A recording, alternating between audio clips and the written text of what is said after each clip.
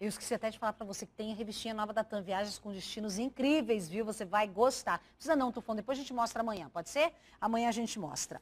Bom, eu quero falar agora, já que nós estamos falando de expectativas para 2016, se a sua expectativa, a sua ansiedade é encontrar, né, um amor, hoje o nosso bate-papo vem de encontro a isso. Porque nós temos duas situações aí muito comuns na sociedade.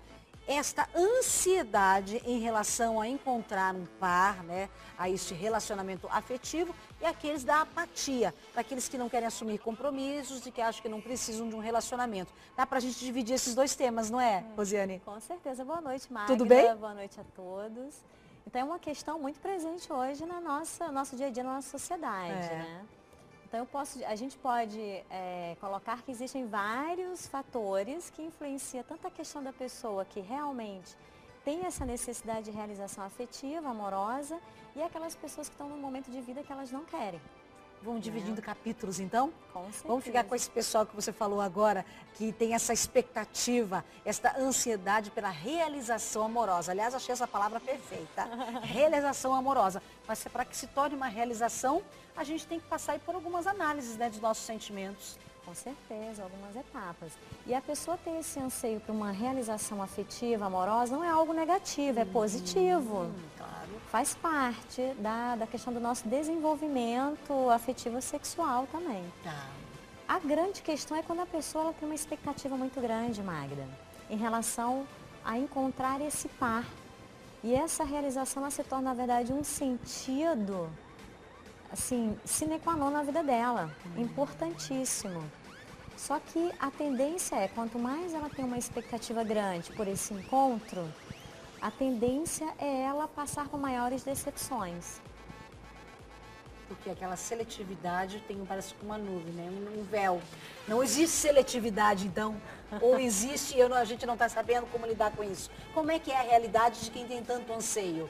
Então esse anseio, na verdade, a seletividade dela está muito relacionada ao nível de fantasia que ela faz em relação ao outro, né?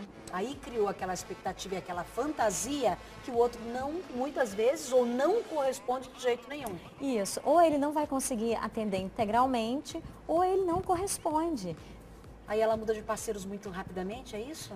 Eu acho que até antes disso ela passa por um sofrimento, até cair a ficha de que aquela pessoa ela realmente não corresponde àquilo que você imaginou, ela sofre muito. Por quê? Ela passa a se apaixonar por uma pessoa que não existe. Não sei se a gente vê essas situações no dia a dia. Nossa, eu descobri que aquela pessoa não é bem aquilo que eu imaginava. Mas aquela imagem foi ela mesma que criou. Porque ela tentou encaixar, pegar aquele modelo que ela, na verdade, entende como ideal para ela e tentou encaixar aquela pessoa que surgiu. Então ela criou todas as argumentações para ela mesma, justificativas, para dizer que aquela pessoa que se encaixa naquele quadradinho dela. Agora, o interessante, assim, a percepção que eu tenho é que quanto mais a pessoa, né, expressa ansiedade, mais ela pula etapas. Que é a etapa que torna aquele ser, né, o ser perfeito. Ou seja, eu não conheço, eu pulei as etapas de conhecimento. Isso. Às vezes se apressa muito, né? Então a pessoa já teve algum contato com aquela pessoa, teve um nível de intimidade maior e ela já acha que conhece bastante aquela pessoa. E não é bem assim, né? Essa coisa do conhecer o outro de fato leva um tempo. E é exatamente no convívio, na interação, como é que a pessoa age, que você vai conhecendo, né? Bom, você traz um artigo aqui, a gente quer lembrar também que a Rosiane escreve artigos, esses artigos também estão à sua disposição, depois reforça para a gente o blog, não só aquilo que a gente tem na nossa página do Facebook, mas o seu blog também. Você escreve que quanto menos se espera, surge alguém capaz de despertar fascínio, alegria, atração sexual e a vontade de estar sempre perto de cuidar. Ou seja, quanto menos se espera. Isso. Porém, traduz isso pra gente. Se quanto menos se espera, a pessoa ela diminuiu o nível de ansiedade e de repente apareceu uma pessoa que se encaixou naquele momento dela.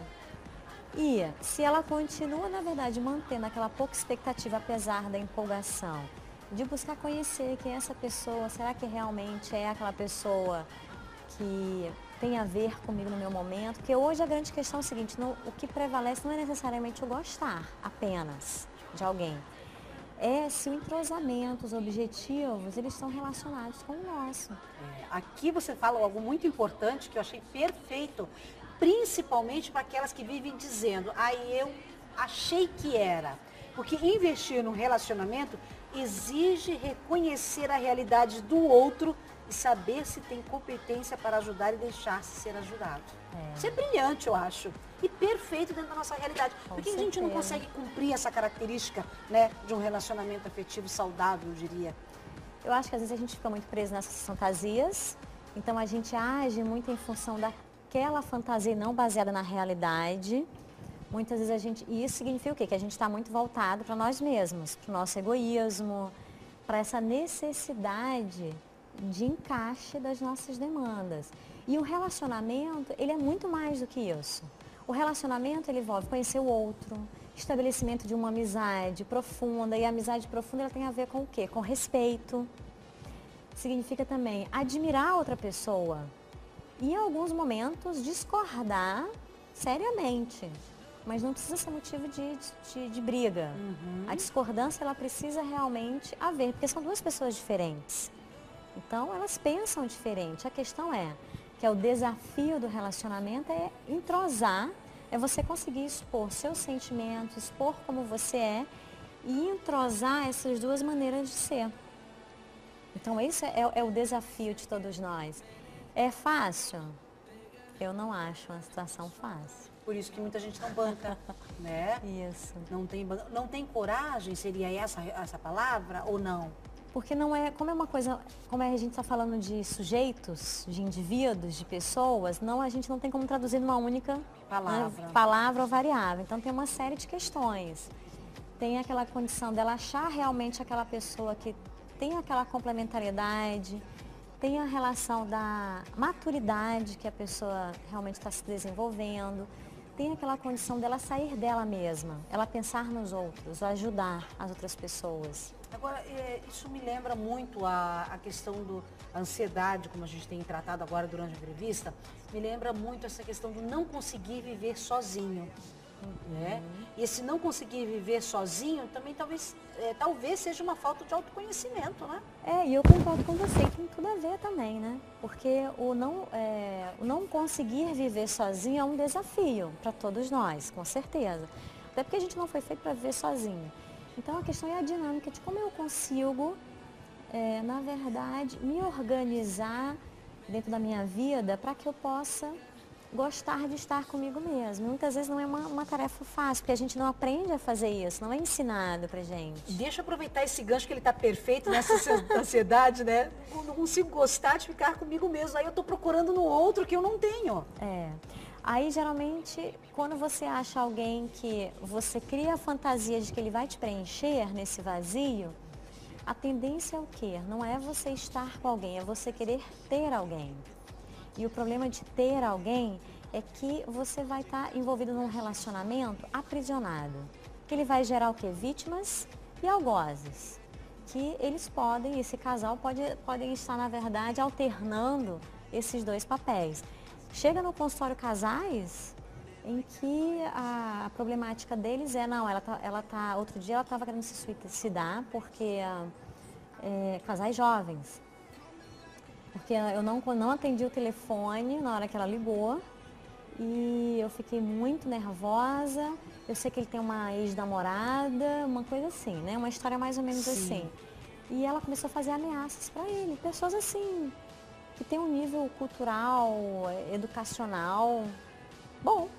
Não são pessoas assim que têm uma média em termos de informação boa, mas elas entram num processo de doença emocional que levam a tomar esse tipo de atitude, né? Essa vulnerabilidade. Eu fico até pensando, né, o quanto a gente poderia também avançar. Infelizmente, o nosso tempo corre muito rápido, o interesse do assunto, mas eu percebo o seguinte, como ele também já tem uma conexão, dentro de tudo que você falou, com o que nós vamos falar, talvez daqui a 15 dias, não sei se você vai querer continuar. Com certeza, claro, com certeza. Porque, afinal de contas, a gente está falando justamente disso. Né, desse compromisso que não existe consigo mesmo. Com certeza. Esse compromisso que as pessoas, muitas mulheres e muitos homens acabam, né, abrindo mão, de si mesmo. De si mesmos. Bom, eu quero lembrar que a Rosiane Delgado tem um blog, reforça pra gente o endereço do blog. É Espaço Multivínculos, tudo junto, né? .blogspot.com.br. Espaço Multivínculos, daí no caso seria Espaco, né? Isso, sem o cedilha. Tá aqui, ó. Obrigada, Marcelo. Espaço Multivínculos.blogspot.com.br é onde estão os artigos escritos pela Rosiane Delgado. Nós temos daí na nossa página do Facebook os vídeos das entrevistas dela, não só esta entrevista, mas outras entrevistas também. Então você tem aí a oportunidade de 2 canais de comunicação com a Rosiane, caso seja o seu interesse, entre em contato com ela também, tanto pelo Facebook dela quanto pelo blog, para você, né, sanar as suas dúvidas. E os seus interesses, eu tenho certeza, né, são enormes em relação ao tema que você trouxe hoje. E eu estarei disponível, Magda, e sempre produzindo artigos. Ano que vem tem mais outras levas de artigos. Tá, jóia. Nós vamos aguardar e acompanhar também. Obrigada, Rosiane. Até o próximo encontro. Obrigada a você. Até o próximo. Daqui a pouquinho o recado é para o seu cérebro, sim, senhor e sim, senhora. Não deixa para 2016 para cuidar dessa ferramenta tão importante. Vamos chegar em 2016 tinindo. A Gabriela está ali à sua espera para bater um papo com você.